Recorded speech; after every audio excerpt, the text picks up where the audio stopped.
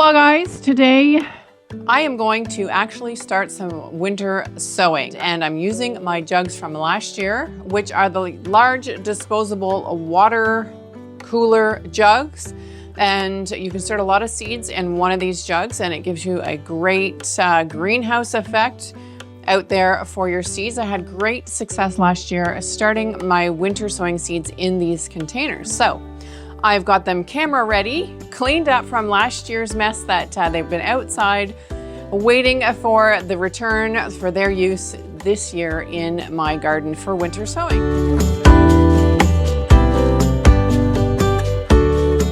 So this year I'm going to start some butterfly milkweed seeds, and it's just a native milkweed, attracts your monarch butterfly. So I'm going to start some of that again in my winter sowing jug. So some milkweed seeds, as well as some more Shasta daisies. They did really well in my winter sowing containers.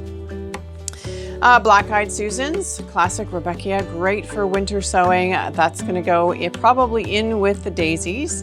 Purple coneflower, yeah, I do still have some seeds left in this. So an echinacea, purple coneflower will be one of the other seeds that I'm going to start in my jugs. Delphiniums this year are going in my winter sowing jugs, and they did well last year starting them in the seed studio, but I think they'll do even better starting them in the winter sowing.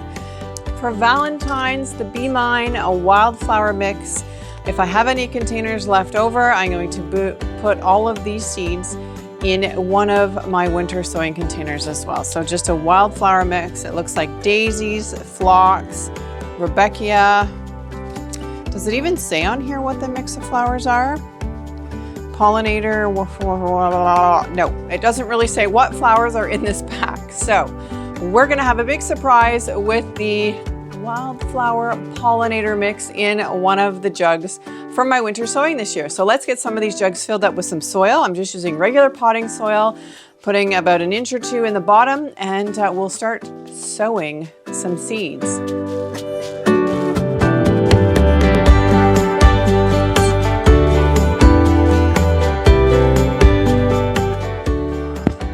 What do you think the success rate would be me pouring the potting mix into these containers? It's all going to be on camera if it doesn't work.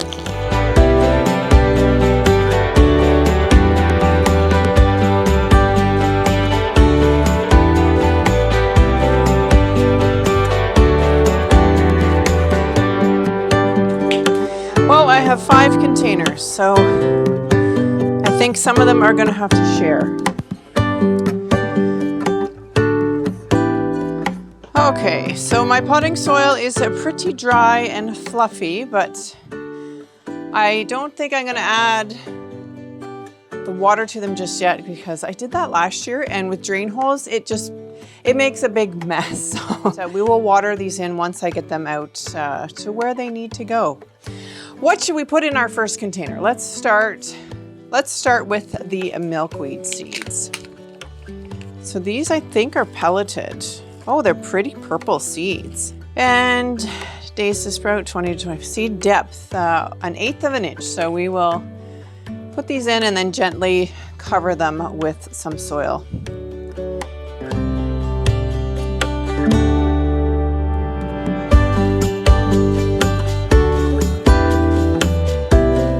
Still have a few left in here. Let's just sprinkle the rest. Okay, milkweed seeds are in. I'm going to spray them with my sprayer.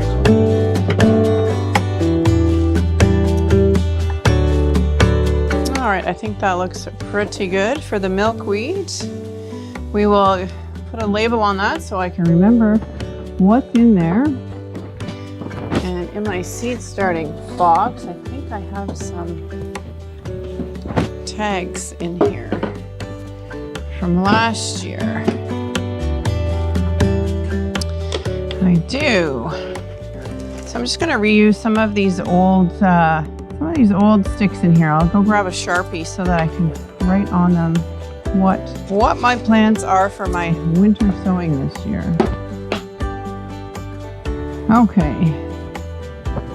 So we will put this somewhere near the edge so I can see it through the container. Let me show you. So it sits against the edge, so then when you're looking at the container, you can see inside the container what seeds it is. All right, so jug number 1, milkweed, is ready to go. Okay, the next jug, let's do, I think the black-eyed Susans and the purple coneflower, the echinacea, I'm going to put in one container. I'll do half of each.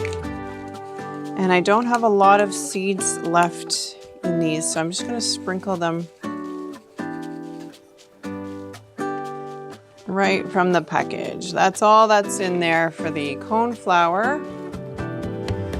On that side, I better label that before I forget. Let's call these purple coneflower. And I'll slide it down along the edge so I can see it. And the other side will be our black-eyed Susans. Ooh, these seeds are tiny.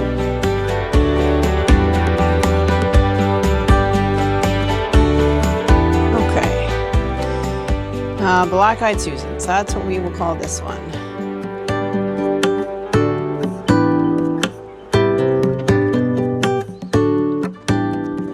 On to the next.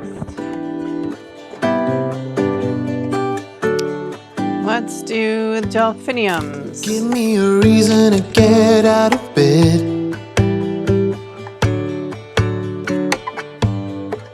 I need a minute to think, or maybe two. Okay, how many more? A couple more to go.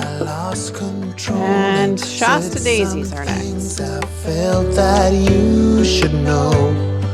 I need a day to clear my mind and leave it all And this one is going to be our behind. Wildflower. It's gonna be okay, no matter come what may. I'm gonna set things straight. Tomorrow, I let my worries fade, let them sweep away. There'll be another day tomorrow. Wildflower mix. I keep repeating the same mistakes. So what I used last year was just your basic moving plastic, clear plastic tape, and it held up throughout the season. And it's really easy to get these large bottles wrapped up with this tape. So let's try it out.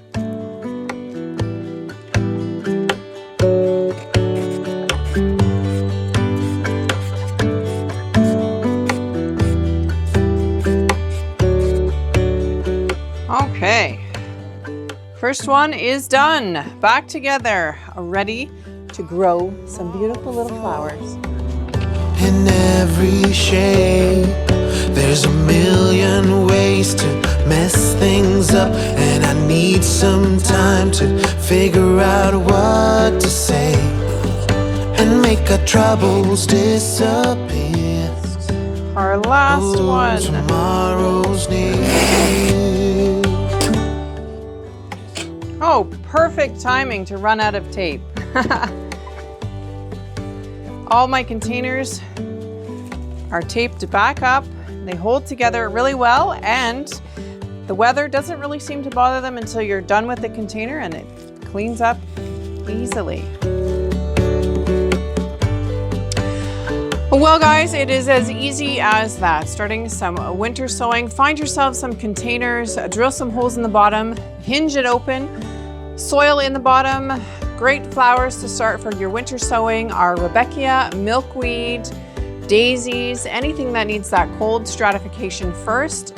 Perfect for winter sowing containers. So I have 5 containers this year that I'm starting, and I will keep you updated on how the germination goes once we hit those warmer months and we start to see some little seedlings poke out of these containers.